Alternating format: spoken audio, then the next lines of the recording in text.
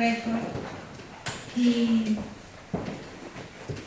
wrote many books, but he's widely known as a block poet. His name is Stratis Paredis. He's from the island of Sept, Beekley, Lesbos.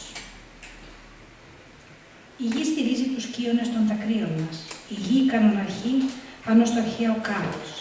Τα λεγόμενα μάρμαρά της μιλούν την ιστορία όπως οξυδώνονται κουρασμένα. Σμίγουν οι θρησκείες πάνω στη γραφή, σμίγουν πνίγοντας η μία την άλλη. Σαν μεταλλαγμένο δόγμα, σμίγουν ελάβνοντας πάνω στις μέρες μας, αναγκάζουν την ψυχή να σιωπά και να μένει φοβισμένη στον κλειστό εαυτό της. Ευθυκρισία της πέτρας. Λίθινο ένιγμα που περιπατά μέσα στα τοπία. Στεφανώνοντας τις παπαρούνες με τις γερλάντες τις χορευτικές στο αέρα. Μέσα στην ατμόσφαιρα που μένει εκστατική, μέσα στα σχέδια των χρωμάτων κάτω από τον επιφανή ουρανό. Another poetess, she's very famous too. She has many prizes. Σωτηρία Κυρμανίδου. Αγάπη. Γεμάτος απορίες του Χρυσομάης, σε γυάλιζε στα μονοπάτια της Άνοιξης όταν είδε τη Χλόη να χαμογελά και τις παπαρούνες να κοκκινίζουν. Στάθηκε στο αυτί της Χλόης και τη ρώτησε «Τι είναι για σένα η αγάπη?» Για μένα η αγάπη είναι όταν ακούω τη νιώτη να κυλιέται στα μάγουλά μου και να νιώθω στα βλέφαρά μου την καυτή ανάτσα τους. Δεν κατάλαβε πολλά ο Μάης και ανέβηκε ψηλότερα. Βρήκε τα αστέρι και το ρώτησε «Τι είναι για σένα η αγάπη?» Για μένα η αγάπη είναι να ζω με αυτήν, χωρίς αυτήν. Χαμογέλασε, έλαμψε και έκλεισε το μάτι στο Μάη με νόημα.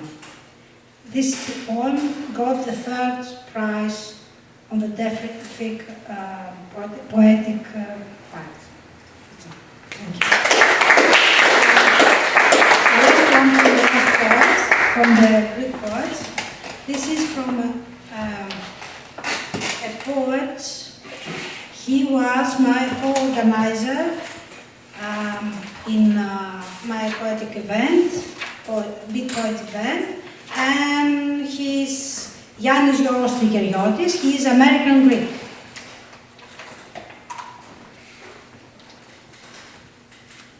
I will read it in English. A homeland that never existed. A prudish cheap prostitute dressed in colorful rags, like Manet's Olympia lying to a sofa inherited by her grandmother, the rusty bed spring sighed because of her hasty horizontal choreography, so she can serve all her customers. The young sailors of the Sixth Fleet, the Balkan Mafia with razor's teeth, and breath scented with garlic. She kills the nights lying in a fetal position as a rotten vegetable. I remember her to count continuously the pennies which she collected for a ticket to America. She wanted to go to her uncle, who were a tailor in Brooklyn, to wine under the lamp for her lover. She abandoned back in her village because he was poorer than a shoe. And what would we eat then? Love. She is our mother, the whore. The worst pimps in the movies were salivating over her until she swallowed the thermometer and the alcohol from the brazier, as also the icon of Our Lady, the inexcusable. Since she could not bear all that anymore. I woke up in the morning with a cigarette in my mouth, and I remember her last words. I won't feel hunger. I will get with me to heaven only the beauty and the scent of jasmine. So that's what I my prodigal son will also do. I won't feel anger, only the freedom of my orphanhood.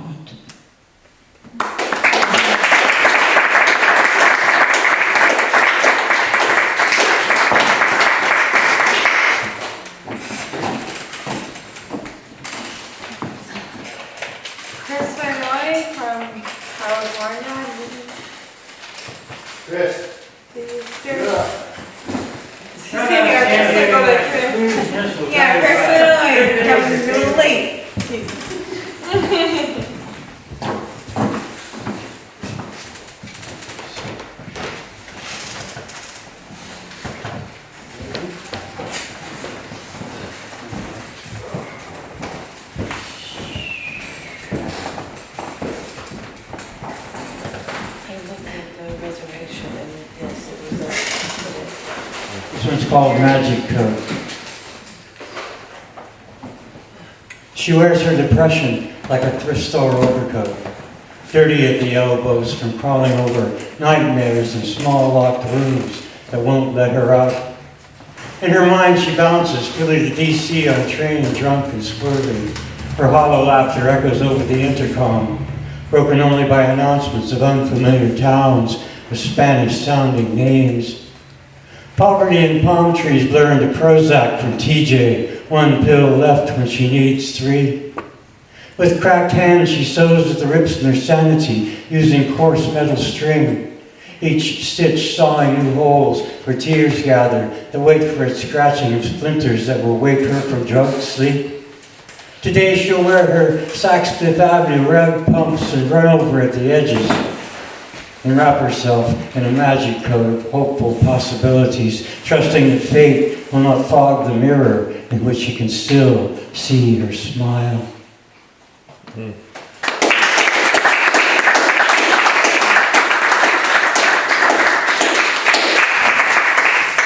Unarmed.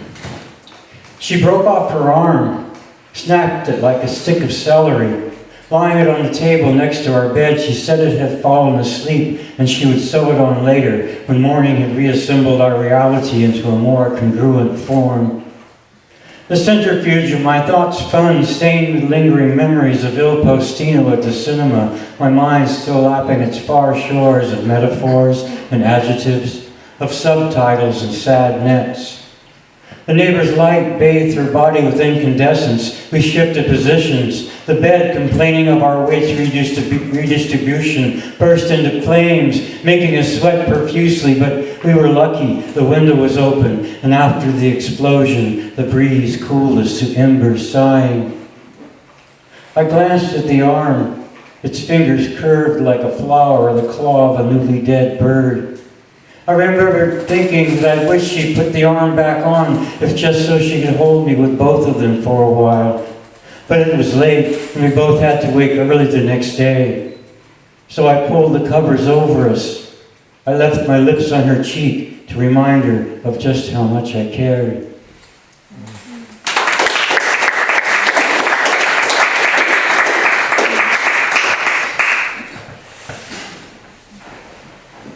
The day that Allen Ginsberg died, I went in the coffee shop, read Howl all the way through, wrote the poem, and took out 6 lines. It's called Flight for Allen Ginsberg. I churn inside this dream that is not a dream, and this night that is not a night, but the dawn of a new day. You lie silent now, sleeping the sleep of kings, and king you were of words of sperm. And king you were of words of music, of sperm swilling and protests, uttering profanities in rich streets, calling to blue mornings and red nights, smashing lights along the empty streets where the beat slowly disappears behind a curtain of closed eyes. They will publish your last book in commemoration, and you will howl again from the bookshelves and old news clips. You will spit from the stage of my memory, gray beard of a giant man, your shoes tapping the polished floor as you rage on, delivering your words to the wise and foolish alike, your words that have graced the ears and mouths of many men, your words debated by senators and prostitutes and tow-headed farm boys drooling their way through university lit courses. I see your shadow. It catches at the corner of my eye as you steal away with its life in your pocket, a pocket with your hand deep inside of it, fondling your dick, remembering all the men who have enjoyed it or who would have liked to. The cannibal of your soul ate only greens and meditated on blank verse society as you chanted mantras to Dylan, protesting skeletons of war over the drumming roar of B-52s churning their way over Vietnam. And all the time you were leaving, constantly moving along the cracked back of America, spreading seeds of revolution as you careened through the drunken streets of broken glass, where the passed-out drunks were spread like almond paste along the sleeping sidewalks. You filled the cracks with the best of them when you spread your sheets with writing and love. And when you slept at night, your dreams struggled against your iron pillow of self, stiff against your face. I saw you sleeping inside your matted dreams. I saw you sleeping in boxcars that rattled along iron roads. I saw you raging in Patterson on a night of magic and terror. The picture of your lover placed purposefully on the table, covered with his handkerchief, still stained with his semen.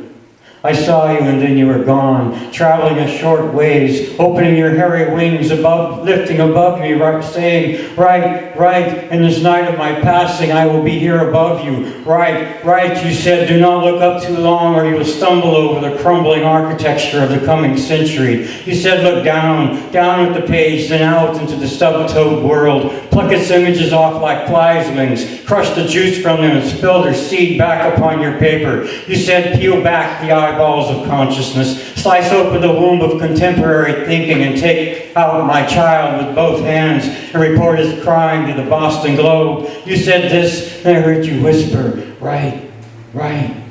My head turned down, I wrote, pen flashing lightning and thunder, my pen spilling its seed upon the virgin page where it remembers you.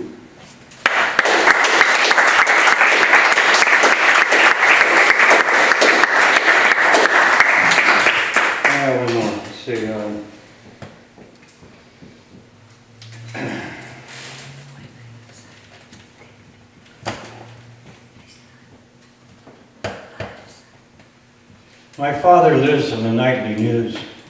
He digests the evening paper with the voraciousness of 3 newly hatched caterpillars. He leaves nothing but the spine, which he recycles by packing it around his gun collection. The Smith & Wesson is altered above the fireplace that keeps him warm when he sleeps. He watches the jobs go to Mexico herded by NAFTA cowboys.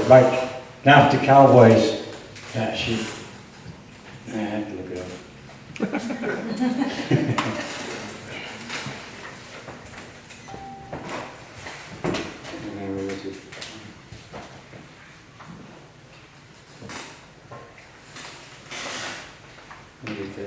You have to look it up.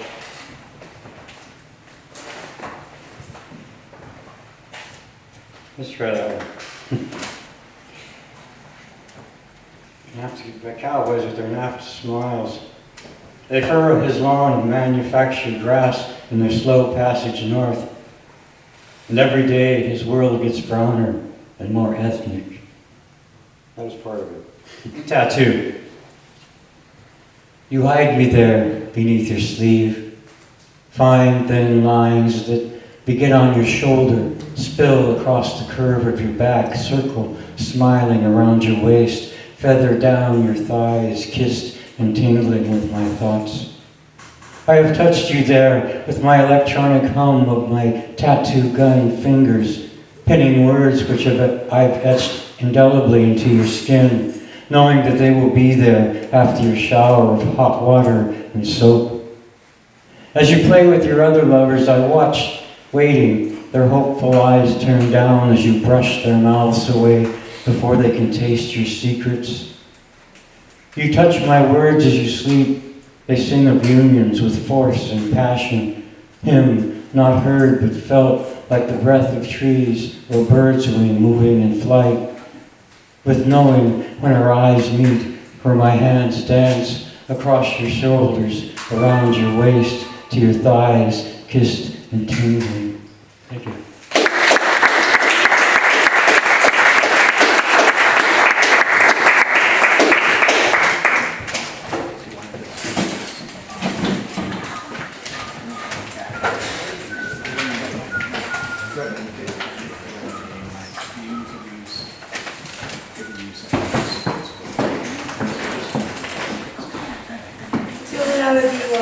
Gloria is coming up, but I have a request from Lisa. Yes, to read. I know, I'm saying that I'll read to read more, and I'll read her bio for her.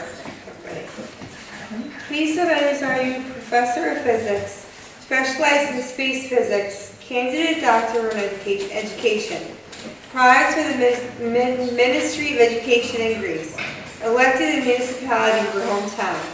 Published in Greek and English in over 20 anthologies, internet magazines, and 2 personal books. Advocate for peace. World Poetry Canada and International Ambassador to Greece, 2014 and 2016 for Peace. Hosted Greece, the Poetathon in 2013 and the Peaceathon in 2015. 100th events organizer. Hosting Greece at the International Beat Poetry Festival 2014 and more than 3,000 poems on our blogs.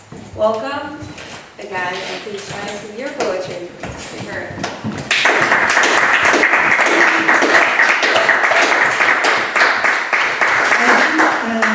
I didn't read any of those poems I sent for the book, of the wonderful book, with the signatures of all my new friends, dear friends, poets here.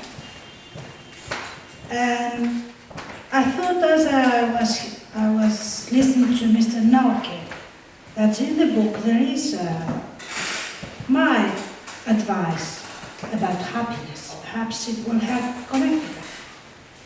This is the Greek version of happiness.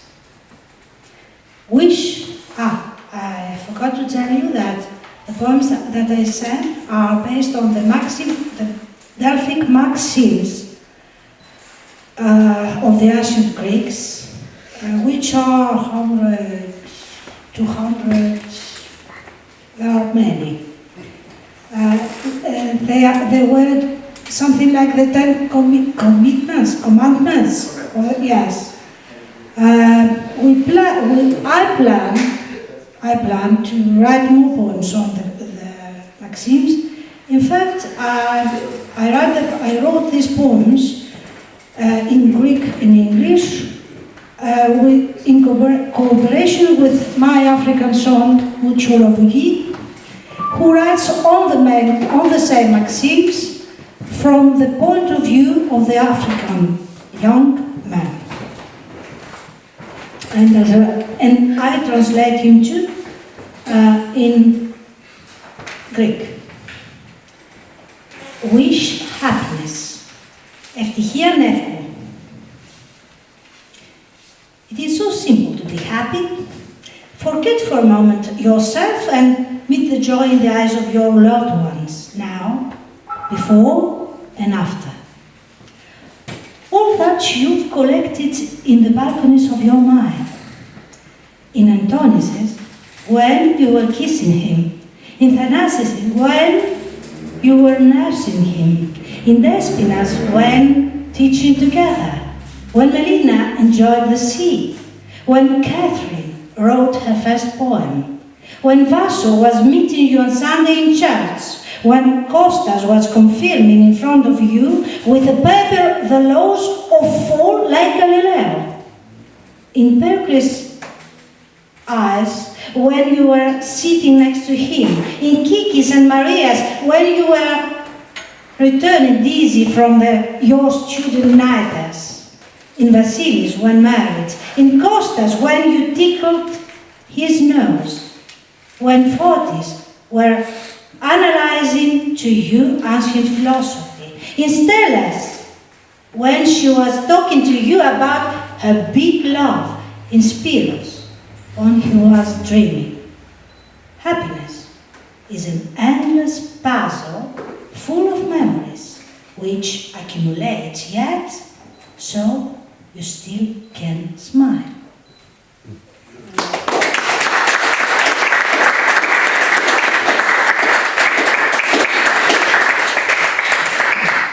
And another one, respect parents.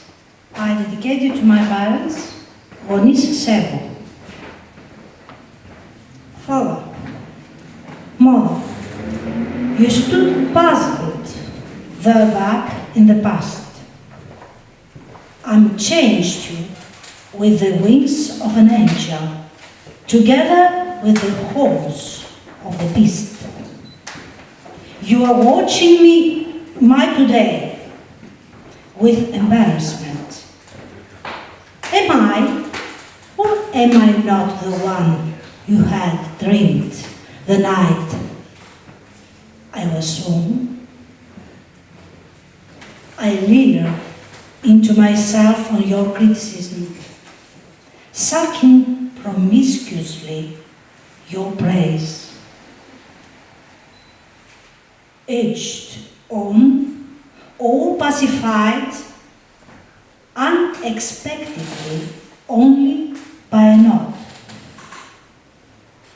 You've been loved, embraced, fought with tooth and nail in your relationship, in society, against prejudices, against yourself, as I was watching, learning, proceeding on these trails.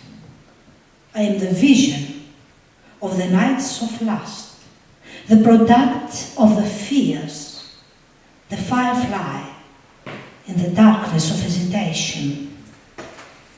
I create, spreading in future your genes, being absorbing moisture from your principles and care.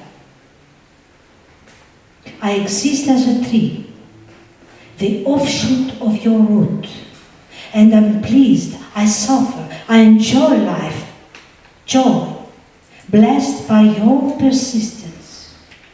If I fall or get up, die or awaken, if I make mistakes in despair or in hope, fell in love or giving birth, you there, rock solid in the soil, helping my coming back. I became conscient now. Time revealed to me both your weaknesses and greatness. I saw you at last completely. The gap between us, an illusion. You and I, as candle and flame, we give a meaning in the perpetuation of the souls, the future of evolution, the cheating of death. I fight with tooth and nail in the battle of love, in society, against prejudice, against myself, increasingly submitting my respect on your path, till the fateful moment when you, nailed longer in the star-shining firmament, will encourage my war against the night. Where you were, I was, and where I am, I will go, told me Gradman.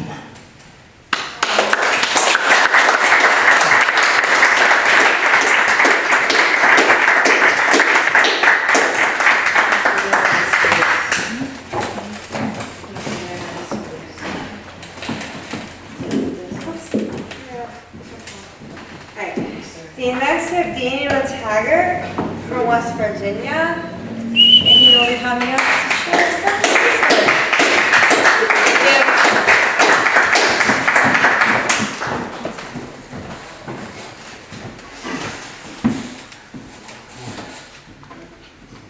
I'm wearing my jacket because every time I take it off for more than 5 minutes, I leave it behind somewhere, which is what happened Friday night here.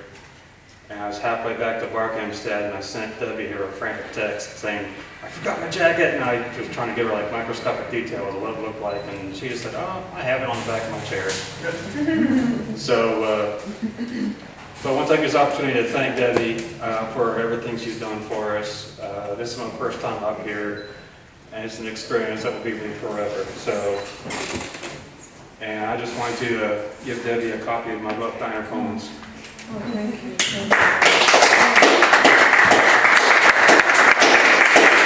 I can't thank you enough, but I can give a piece of myself in honor of what you've done for all of us here.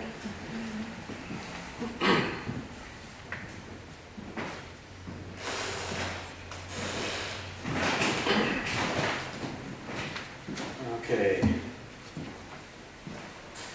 Now, some of these diner poems are about the people that populate diners. You know, basically every diner.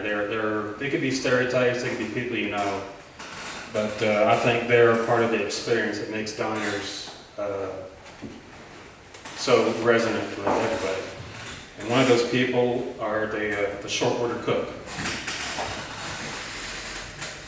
His bulbous face hewn into a permanent sneer by the chisel of his inability to enjoy life. His stubble, a dripping black stain suspended between his jowls and collarbone. He's not allowed to smoke in the kitchen anymore. An unsung policy dimly realized by consumers who comment he's not using as much pepper lately. So he compensates by slamming the spatula on the grill. The culmination of every impact splatters a greasy brown arc across the apron, sheathing his rotund gut. A gut that swings like a hammock when he walks. He doesn't talk to anyone without trying to bring them below his level. When that fails, his sneer becomes more deeply engraved. The grill doesn't talk back, so he attacks that with the temperament of a cruel child, creating wide ellipses in the grease, like the scars of the victim that keep healing again and again and again.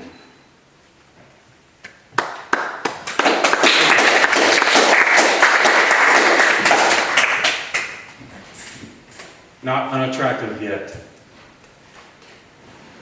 The waitress is still young. Her skin is still clear, not yet showing the pockmarks that come from a pre-pack-a-day habit. Male consumers still glance at her cleavage every time she leans over the counter. She's not unattractive yet. Even with the handles on her hips and a slight pooch over her waistline, her shirt is short enough that when she bends, a winged tattoo is revealed at the base of her spine. Her long brown hair is tied in a short bob that flails with every sweep of her slender neck, and whenever she arches her back, her butt sticks out farther than her stomach, so it's still a given that she's not unattractive yet.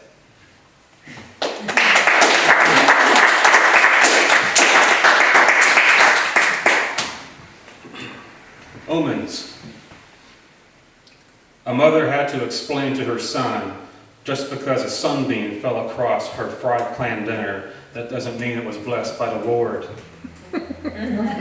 Neither does the shadow over his plate explain the fly sitting atop his mashed potatoes.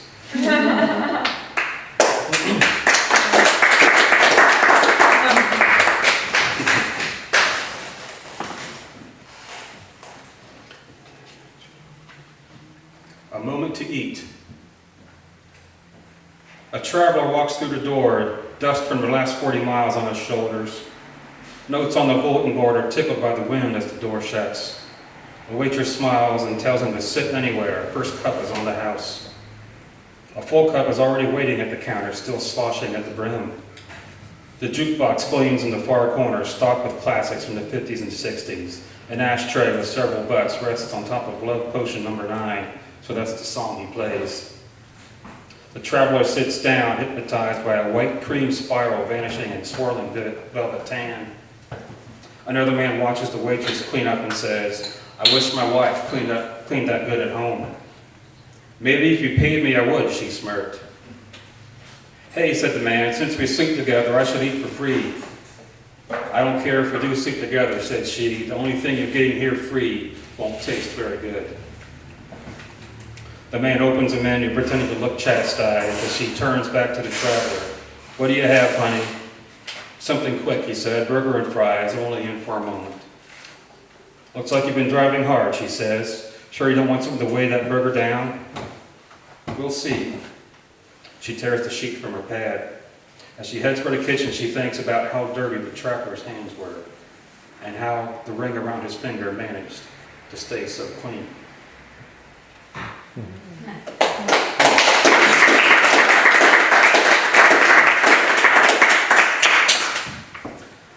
This poem is a true story.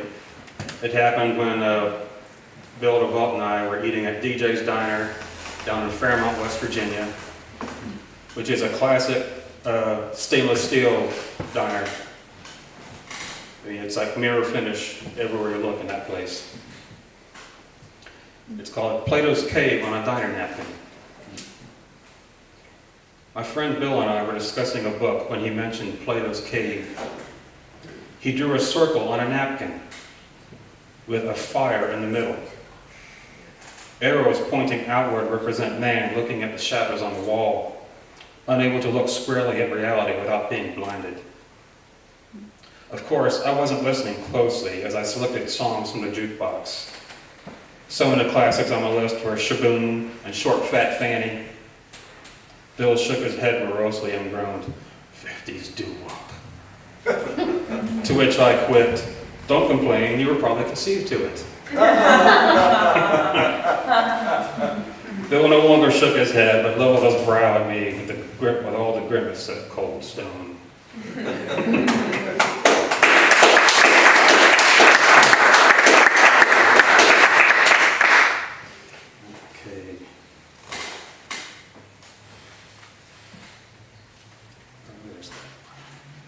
Yeah, Dan, but remember, you were probably conceived to disco.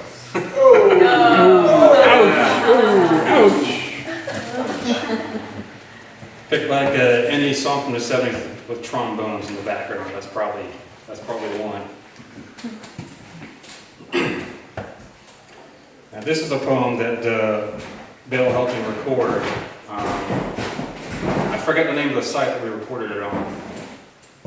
It was on your computer. You probably I think you helped with the background music on GarageBand. Probably. And it had kind of a beat rhythm to it, so that's why I quoted it. That's why I'm reading it today. It's called An Assortment of Entrees. There was always a muffled din of dishes rattling under a constant hiss of running water, a siren song that becomes more loud and more clear every time the waitress opens the kitchen door with her backside, sometimes juggling an assortment of entrees or brandishing a pot of coffee, ready to quench the gullets of parched porcelain at a moment's notice, because everybody there knows it's not the consumer but the cup that dies of thirst. She swerves into a cloud blown by a mustached man, smiling, proud to have breathed her way, almost laughing out loud. The smoke has stolen his gasp as he chokes on a gurgling rasp, reaching out too late in time to slap her on the ass. He thinks so close and yet so far. He lays his money on the bar as he moves on to find another set of sex with legs to pour his coffee with his blue plate ham and eggs.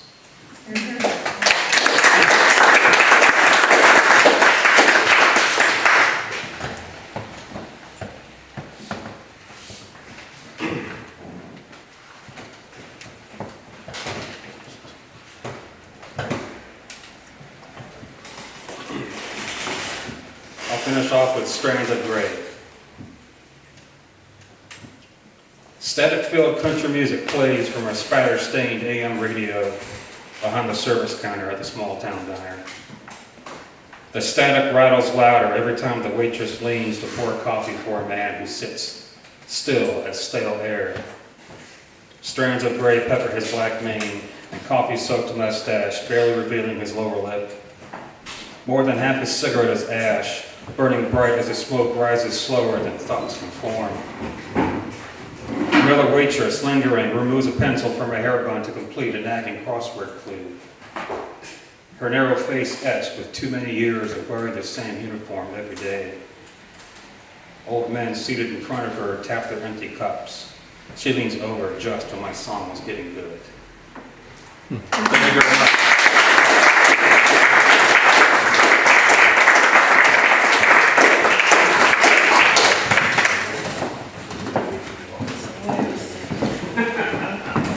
And now we have a mic. First, sorry, what? Oh, sorry. Okay, Gail, please come up and say some more. I'm sorry, Collins. It's my first time we ever done this, so. Sorry. I haven't been in trouble later.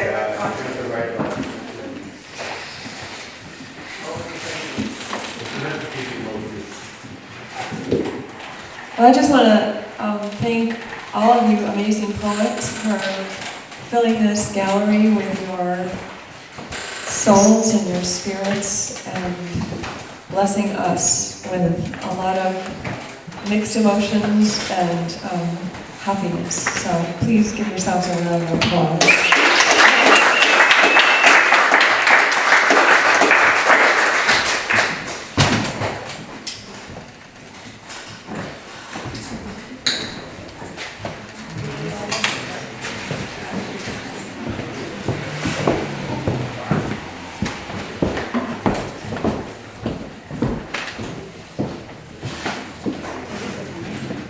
I'm going to start,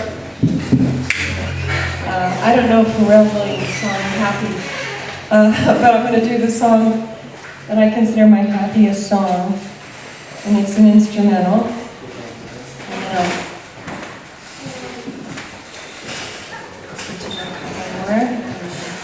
Move on to the other mic. This is, I'm a frustrated fiddler. I took a violin in 4th grade, and then we moved, and the new school did not have a string section. So I never got to learn the violin. Thank you very much. Oh, yeah.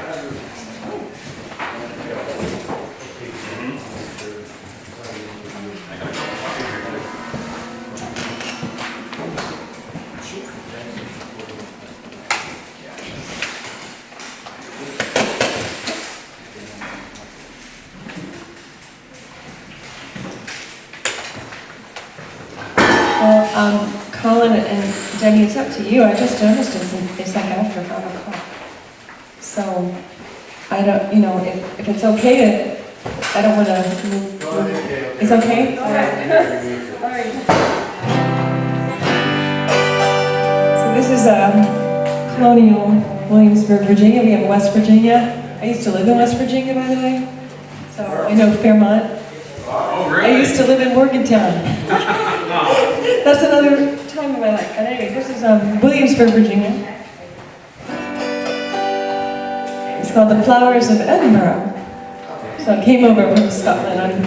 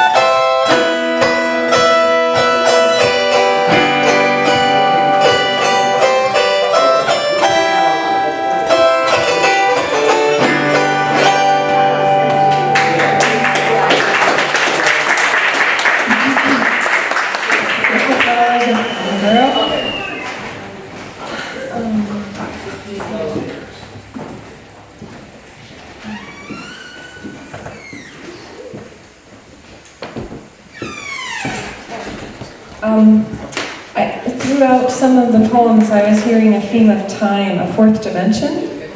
Yes, somebody was saying that, yes. So Van Dyck is a poet who wrote lyrics to Beethoven's Ode to June. He also wrote these next lyrics, which were anonymous, until somebody corrected me that he actually did write. And this is music that followed me back from Croatia, actually.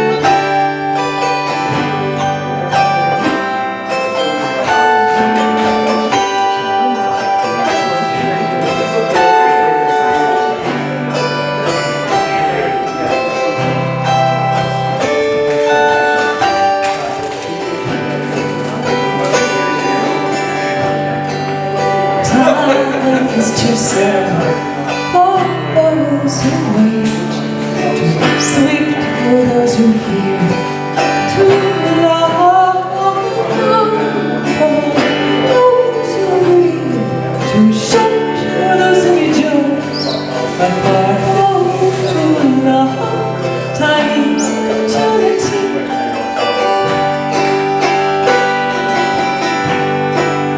Time is too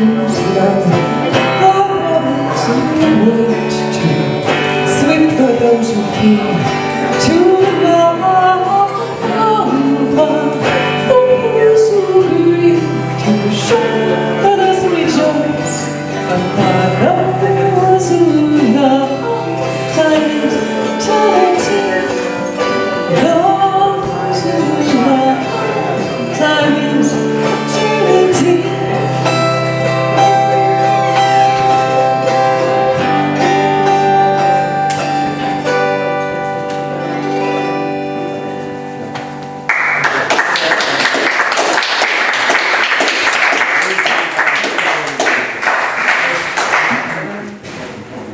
Thank you, and I'd like to finish up with, is it okay to do one more song, or do you want to go right to the one? Okay.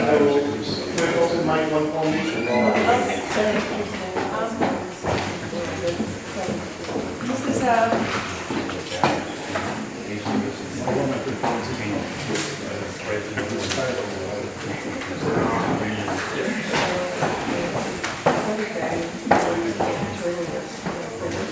a few people were sharing their thoughts and through their poems of laborers having either no jobs at all, 100% unemployment in Connecticut as a goal. Anyway, this is from the Studs Terkel book called Working. James Taylor wrote this song. It's called The Mill Worker. We have a poet laureate. Somebody here is from Massachusetts? Yep. Which one? You? Yes. Okay, so this is JT, and yes, Massachusetts, his ode. Grandpa was a sailor, and he blew it off the water. My father was a farmer, and I was only daughter. I took up with no good, looking man from Massachusetts. We died from too much whiskey, and he left me these three faces to feed. And it's me and my machine for the rest of the morning, for the rest of the afternoon, for the rest of my life. Me work ain't easy, me work ain't hard, me work most often is an awful boring job. And I'm waiting for a daydream to take me through the morning, get me to my coffee break where I can have a sandwich and remember that it's me and my machine for the rest of the morning, for the rest of the afternoon, for the rest of my life. And my mind begins to wander, and the days back on the farm. I see my father smiling, baby, swinging on his arm. I can hear my granddad's stories of the storm on Lake Erie. Sailors and fortunes and sailors' lives were lost. Now my life's been wasted, and I have been a fool to let this manufacturer use my body for a tool. And I ride home in the evening, staring at my hands, swearing in my sorrow that I never understand the very rejoice. For it's me and my machine for the rest of the morning, for the rest of the afternoon, for the rest of my life. And may I work this thing just as long as I'm able, and never meet the man whose name is on the label. 'Cause it's me and my machine for the rest of the morning, for the rest of the afternoon, for the rest of my life. And it's me and my machine for the rest of the morning, the rest of the afternoon, for the rest of my life.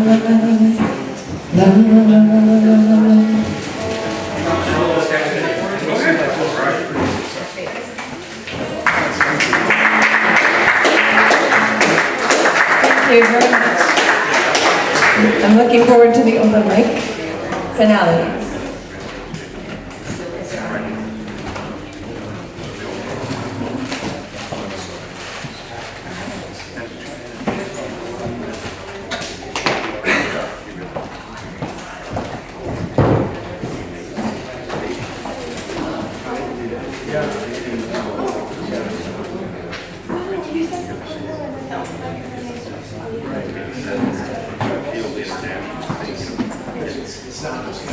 That's right. When you really hurt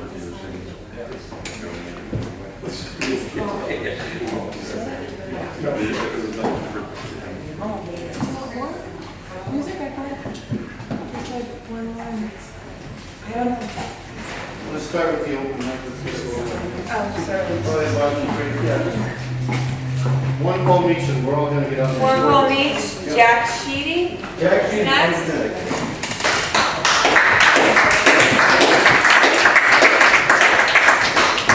Thank you. This will be a quick poem. It's a 90-second poem.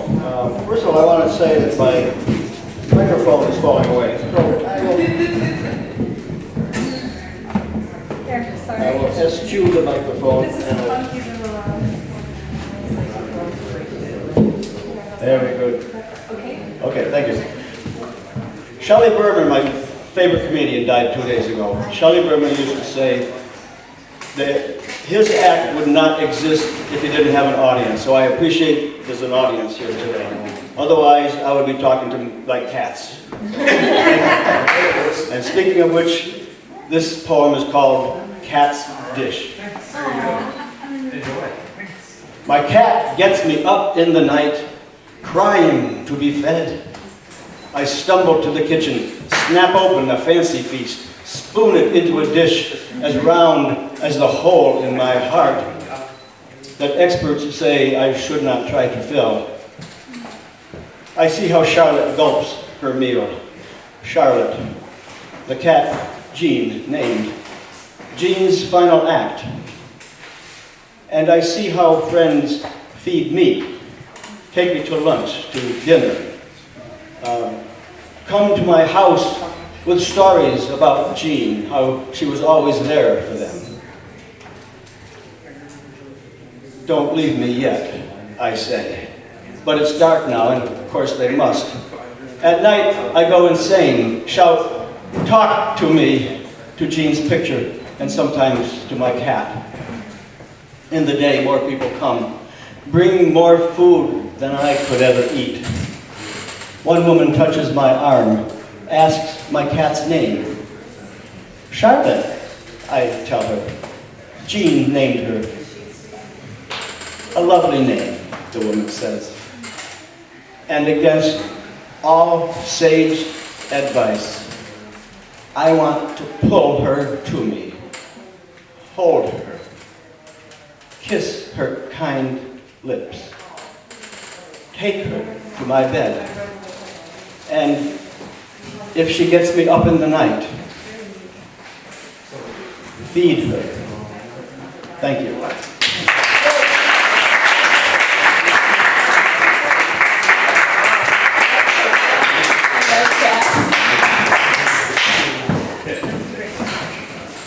John Wessex.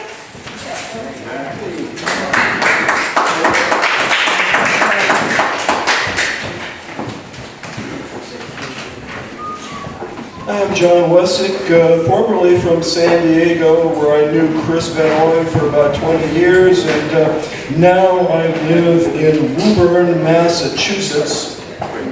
And I have a new poem for you. I have never read this poem anywhere else before, and perhaps when you hear it, you'll know why. It's called Decision Theory.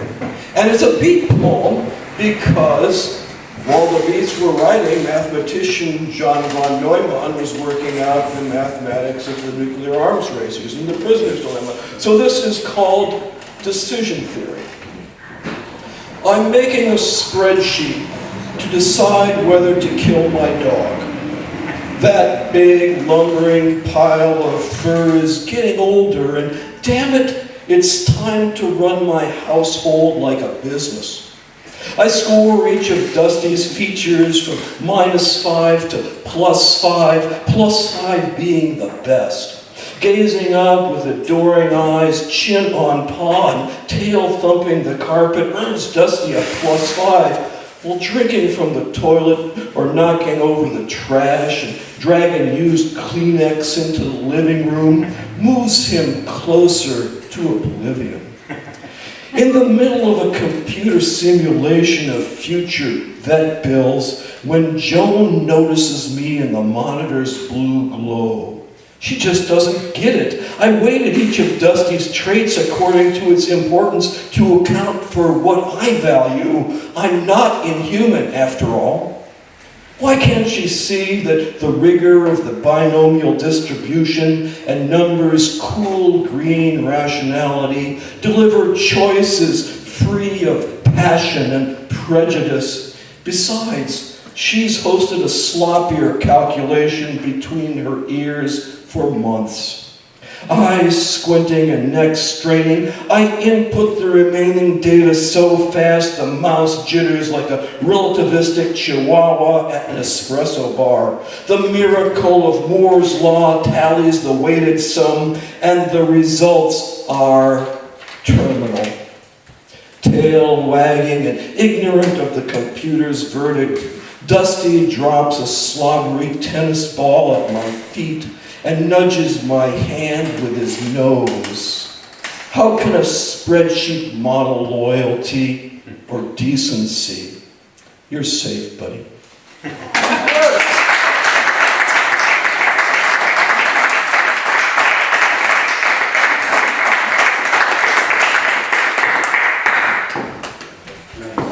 And to close off our lovely evening here, or day, whatever it is, I would like to welcome Carl Urso.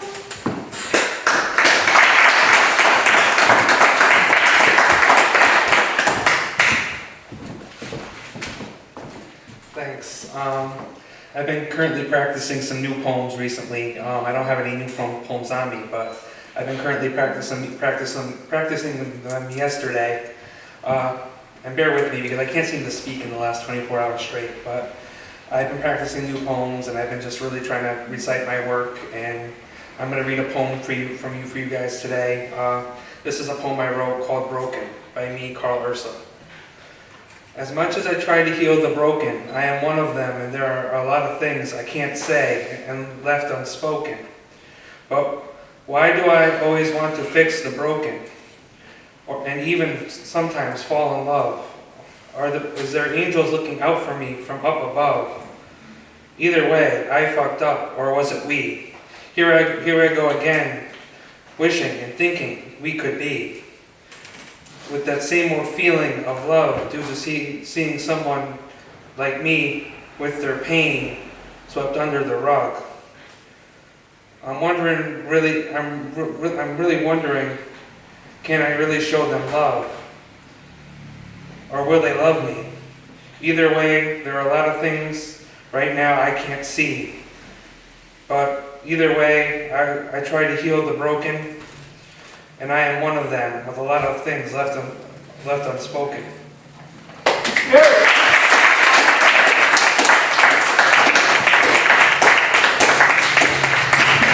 Thank you all, poet laureates, audience, gallery owners, librarians that aren't here, and the public, and all of you people, my friends and family. We'll see you for this festival next year, but you will see us for our monthly poetry series at the Beekley Library, first Saturday of the month, 3:30.